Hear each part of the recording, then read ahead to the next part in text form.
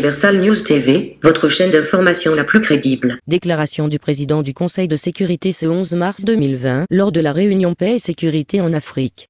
Le Conseil réaffirme son attachement à la souveraineté, à l'intégrité territoriale et à l'indépendance politique de tous les États, conformément à la Charte des Nations Unies, et souligne que c'est aux États membres qu'il incombe au premier chef de lutter contre les actes de terrorisme et l'extrémisme violent pouvant conduire au terrorisme. Suivons maintenant l'intervention du Cameroun aux Nations Unies. Et je donne la parole au Cameroun. Merci Madame la Présidente. Le 17 février dernier, la communauté internationale a été ameutée, à tort, par un fake news arguant d'un massacre dans le village de Ngarbo, dans la région du nord-ouest du Cameroun.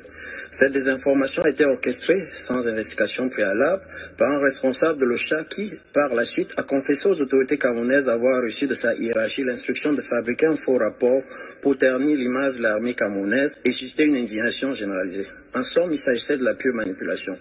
Mon pays détient des preuves irrécusables de la connivence active entre certaines ONG et des terroristes dans les régions camerounaises en crise. À ce sujet, des preuves établissent aujourd'hui, au-delà de tout doute possible, les accointances irréfutables du Human Rights Watch avec les milieux sécessionnistes terroristes qui sèment la terreur et la désolation dans les régions du nord-ouest et du sud-ouest du Cameroun.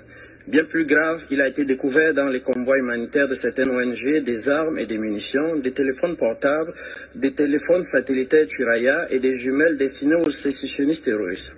D'autres éléments de preuve incontestables attestent de ce que cette collision des ONG avec les milieux terroristes s'étend jusqu'au secteur de la santé où il a été noté, par exemple, que Médecins sans frontières a pratiquement transformé certains de ses centres d'accueil médicaux en refuge des dits sécessionnistes terroristes.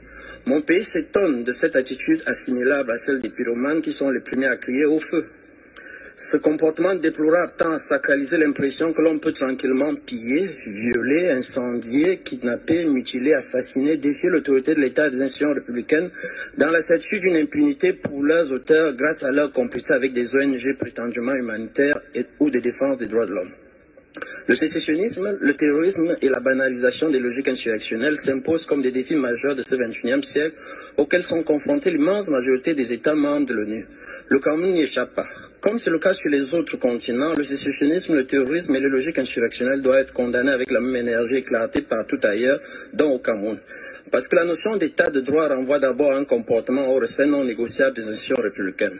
Comme tous les autres gouvernements du monde, garants de la protection des institutions, de la sécurité des personnes et des biens, ainsi que de l'intégrité territoriale de l'État, le gouvernement du Cameroun prend des mesures nécessaires et appropriées dans le respect de ses obligations internationales, des lois et règlements de l'État pour défendre la République et les institutions démocratiques contre ceux qui invoqueraient les droits de l'homme pour les détruire. Je vous remercie de votre aimable attention. Thank you, President.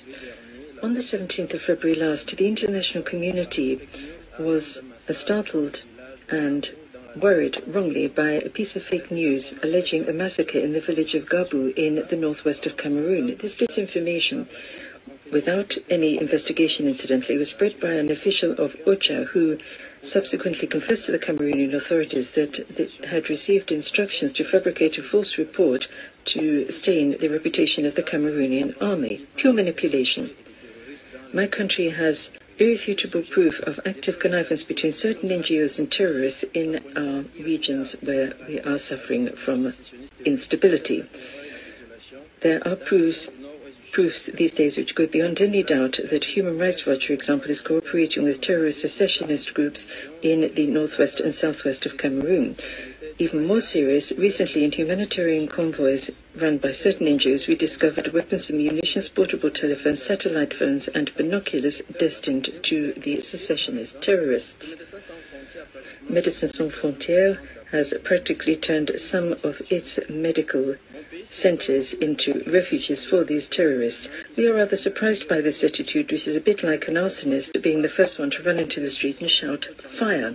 This is appalling conduct which gives the impression that it's possible to quietly rape, pillage, set on fire, kidnap, mutilate, murder, and do basically anything you want, provided you do so under the cover of a humanitarian or human rights organization.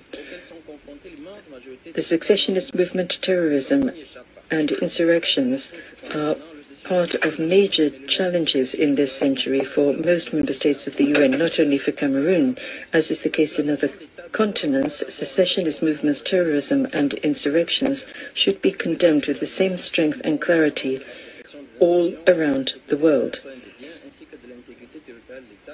Like other governments trying to protect its institutions, the security of its people and of property and the territorial integrity of the state, the government of Cameroon has been taking the necessary and appropriate measures to deal with the situation, respecting its international obligations and the rules and regulations of the United Nations. Thank you.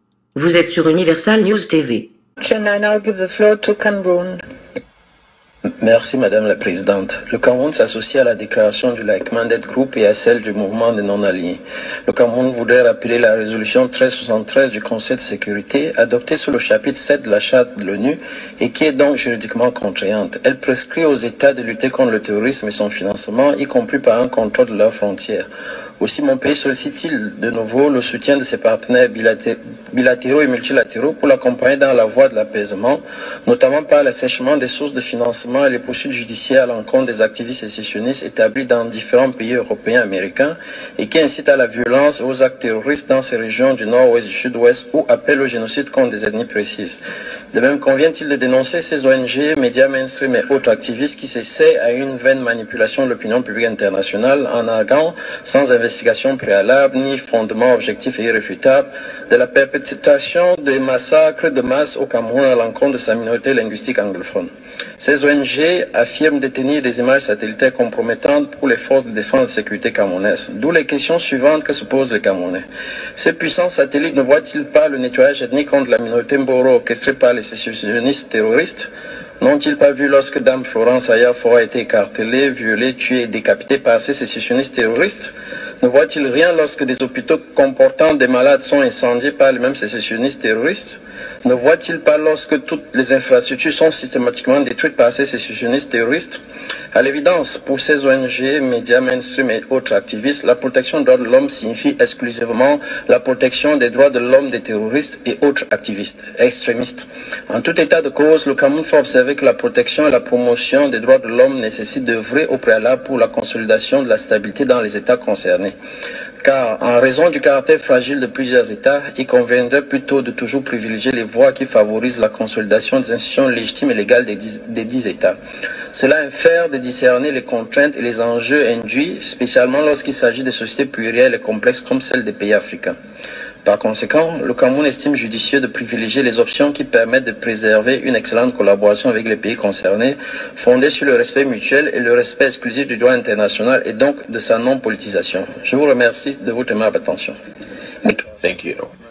Le Conseil note avec une vive inquiétude que les terroristes et les groupes terroristes qui sévissent, notamment en Afrique, lèvent et transfèrent des fonds par divers moyens, notamment le recours à des passeurs de fonds, l'utilisation à des fins illégales d'entreprises commerciales légitimes, l'exploitation de ressources naturelles, et le produit des activités criminelles, notamment l'enlèvement contre rançon, l'extorsion, la traite d'êtres humains ainsi que le commerce illicite et le trafic de biens culturels, de drogue et d'armes légères et de petit calibre, et rappelle les obligations qu'il a faites à tous les États membres en matière de prévention et de répression du financement du terrorisme. Le ministre de l'administration territoriale du Cameroun, Paul Atanganji, a fait une sortie ce lundi 9 mars. Une sortie au cours de laquelle il accuse 4 médias et d'autres ONG d'avoir reçu 5 milliards de FCFA pour déstabiliser le pays. Le MINA affirme que ces ONG aux ordres ont reçu plus de 0,5 milliards francs CFA des réseaux occultes tant à l'intérieur qu'à l'extérieur du Cameroun, pour la déstabilisation des institutions de la République. Ici, Christine Muriel, pour Universal News TV. Vous êtes sur Universal News TV. Fellow Ambazonians, good morning, good afternoon, good evening, wherever you are. Let's talk Kamto, and let's talk about the Bui Saga. Let's talk Kamto, and let's talk about the Bui Saga.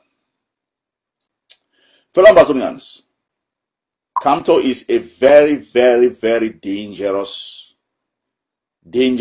how do you call it? I can put it, a chip that has been placed in our revolution. Very dangerous.